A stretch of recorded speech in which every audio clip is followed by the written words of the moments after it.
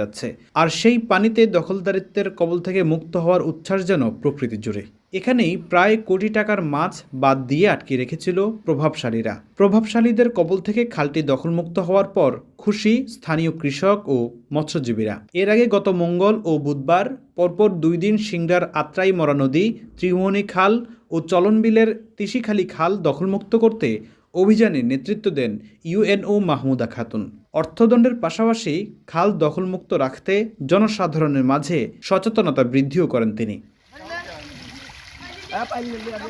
প্রশাসন সূত্রে জানা গেছে, পাবনা, নাটোর, সিরাজগঞ্জ জেলায় ভূ-উপরিস্থ পানির মাধ্যমে সেচ উন্নয়ন প্রকল্পের আওতায় গত 3 অর্থবছরে 17 কোটি টাকা ব্যয়ে পুনঃখননকৃত সিংড়ার চলনবিলের 154 কিলোমিটার খালের অধিকাংশ বেদখল হয়ে যায়। স্থানীয় জনপ্রতিনিধি ও আওয়ামী লীগ নেতাকর্মীদের বিরুদ্ধে খাল কেনাবেচার অভিযোগ ওঠে।